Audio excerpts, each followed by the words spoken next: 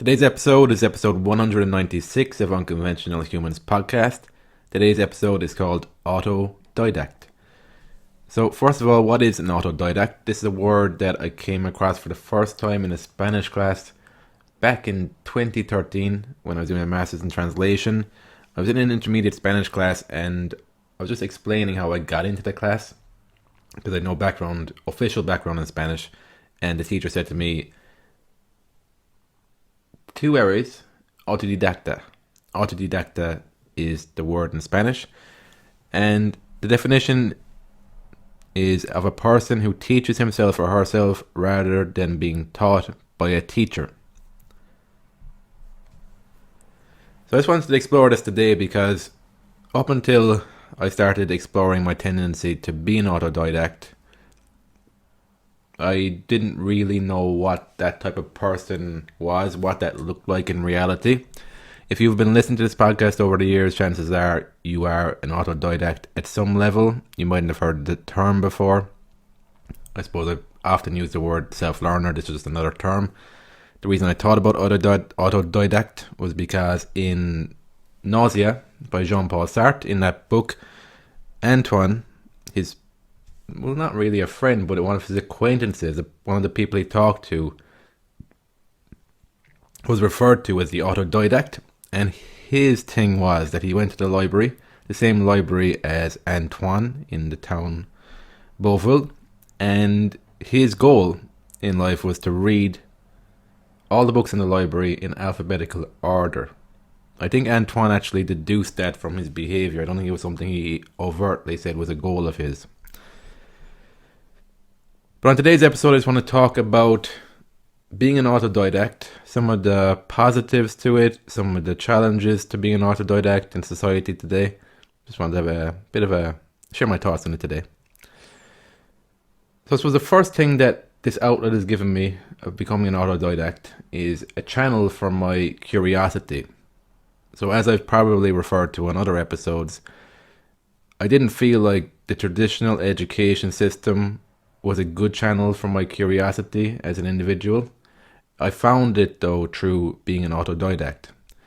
So the main thing for me with being an autodidact is that I'm creating my own curriculum. I'm following whatever is most of interest to me, even if it isn't linked directly to monetary requirements for me. So that's the thing with the education system. I think the main purpose of it is to educate people to the extent that they can find their place in society with a job. That's the extent of education. That's the main purpose of it, I feel. Whereas I felt with my autodidactic education, the main purpose was actually built around curiosity. And then you start thinking about, okay, where do my natural curiosities start lining up with the marketplace? So my curiosity to understand technology, understand computers, and understand how do programming languages, what sort of similarities are there between human languages and programming languages, that combined with the fact that computer programming, software development, application development is a thriving industry today. It's a field that is, technology is a field that's just growing further and further. That lines up with the marketplace. But that wasn't the primary thing that drove me. It was those curiosities that I just described that actually drove me to become a software developer. So that's one of the big distinctions I would see between being an autodidact and being somebody who's just being traditionally educated in an education system, is that being an autodidact, you can let your natural curiosity guide you because there's no parameters built by somebody else to box you in. The other thing I found as an autodidact is that it's given me a channel to unleash my imagination. I suppose this ties to the creativity and the curiosity as well. The great joy I get from being an autodidact is that I'm willing to read different perspectives, willing to explore different fields, anywhere from philosophy to computer science. And the great joy I get from it is that I get to choose what I believe. I get to choose where I'm following. I get to choose what I'm rejecting, what I'm accepting, a lot more consciously than if I didn't follow this path. When I look at my life before I started embracing my tendency to be an autodidact, and when I look at society in general today, I think it's very stifling to live in a world where you're very limited in how you think about things, and that you have such a fear about saying things that might be perceived as off the wall, that you more and more succumb to the idea that you need to delegate your capacity to think outside yourself to society, and let society inform you more and more about how you should think. So that's one of the great joys I get from being an autodidact, is my mind, I suppose you're consciously working on expanding your mind, and with that you start to see the freedom that you feel in the world when your mind expands more and is open to thinking in ways that might seem off the wall in society. The other thing, you start to see some of the tricks and the traps in terms of language in society. One thing I've noticed is that there's a tendency for people in society to use certain words and terminology that conceal the fact that there might actually be a lot of substance to what the hell they're talking about. Science is a word that I see used a lot by people who seem to just talk a lot. They don't seem to have like a background in what they're talking about, but they're using studies and they're using figures and data and terminology like science to justify whatever ideology they're trying to get across. I oftentimes see it used in terms of like fear mongering and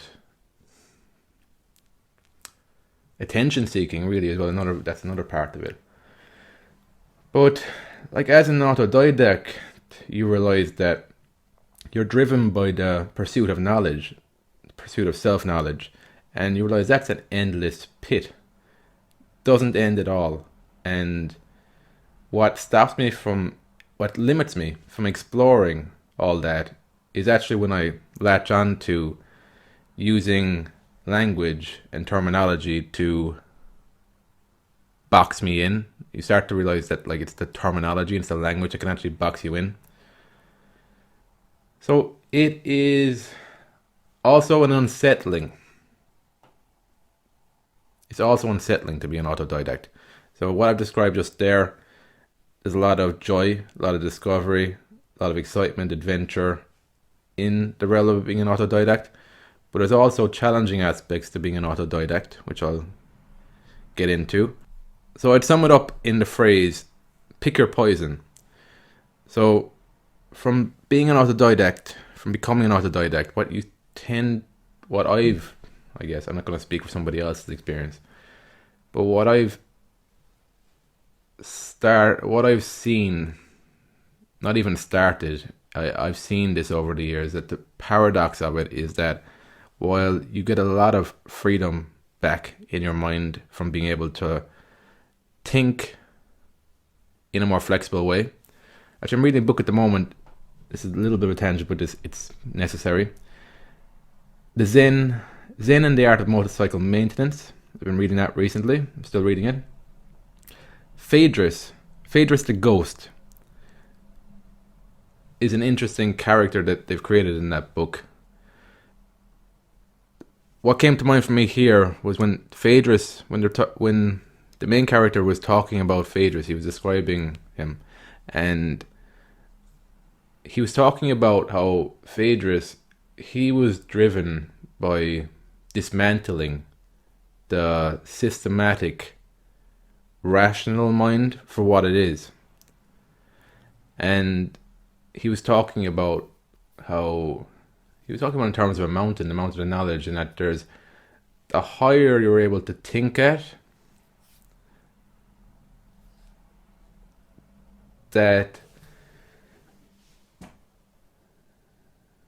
suppose with Phaedrus there was a possibility of getting lost. It's shaky ground, but yeah, you're on higher ground. There's less people up there. There's more people at the lower levels of thought. And when I'm talking about that, that's not even a judgment call. That's just how it is. Like, this is the pick your poison part here now. I'm just going to tie that tangent back to what I'm talking about here, pick your poison.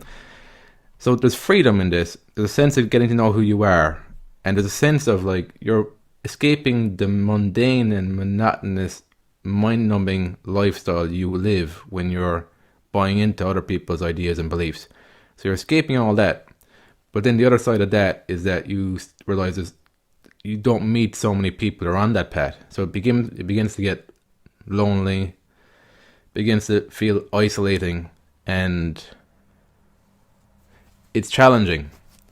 It's a challenging way to live. But then when you do meet people that you converse with at a level that is similar to your level, then that makes it worth it. But it's challenging because you don't find that by default in society. That's what I've seen there with the pick your poison. But the poison I would choose still would be to be an autodidact, pursue what I'm curious about, become more of who I am, even if it can feel isolating and it can feel like an unsettling unknown path. That's what it kind of can feel like. So coming back to another positive with being autodidact, it makes knowledge education fun, and it makes it worthwhile. It makes it fun in the sense that you can be creative with it. Like what I'm doing here with Davey. I love that he brings the artwork to this, brings some life to this. And the other thing with being an autodidact is that you're not pursuing knowledge just for the sake of knowledge. You're pursuing knowledge to understand reality better. So there's a direct link in your mind between knowledge and a better life. A better life in terms of being able to see more clearly and being able to have a sense of that you're doing the work you're here to do. So that's all part of the autodidactic process that I never got from an education system. It's because you're talking about fundamentally two different worlds. You're talking about a world in the education system that's already been set up by you, and comparing it with a world that you're in the process, and you're in the continuous process of creating. So the building blocks that they both begin with are different. So this isn't a judgment call on the education system. I think it can definitely be improved. But at the same time, there needs to be some sort of scaffolding to begin your education journey.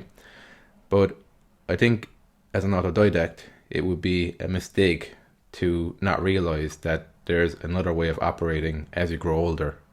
Because it was really when I left the education system that I realized that there was another way of operating in the world when it comes to education and knowledge. That's when I started building the blocks to becoming an autodidact. So I suppose the main distinction is self-knowledge and knowledge, generic knowledge. So that's one of the cornerstones of each system that I see that are different, or built on different building blocks. So the thing with being an autodidact and engaging with the traditional education system, so I don't see it as a binary thing. I just see it as education system as a complementary thing. My whole world doesn't revolve around it though. So I go somewhere to get a qualification because that enables me to do something. But I don't go somewhere to get a qualification because I feel like that's the be all and end all, and that's my whole identity wrapped up around it. I did more kind of feel like that when I was within the system. So there's a flexibility there with the autodidact. So you're understanding, you're the individual, you're ultimately living your life, you're the one choosing the path to follow. As an adult, then you can just pick and choose from the traditional ways of learning what is most suitable for you right now.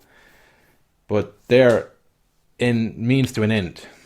But being an autodidact is an end in and of itself. Then the last thing I just want to touch on is that when the shit hits the fan, being an autodidact really helps. So when you have problems in your life, either psychological, even physical, the different problems of life, the fact that you're an autodidact is that you're able to do your own research, and then you're able to listen and seek out advice from the people who are more of an expertise in that area and listen to it with a little bit more objectivity and a bit more of a calmness to it, that you're not seeking somebody else to do your thinking for you. You're informing yourself on certain things, and then you're having more of a conversation, more of a dialogue. You'll be able to ask better questions if you read up on a few things. So I've experienced that, especially with psychological problems in my life. So I'm going to leave it there for today. There are some of my thoughts on being an autodidact. It is, in my opinion, it's a worthwhile endeavor. And if you're listening to this podcast, you probably are on that path already. It's just a matter of keep on moving forward. So that's it. If you enjoyed today's episode, leave a rating and a review. It helps the podcast to grow. Thanks again for listening, and I will speak to you on the next episode.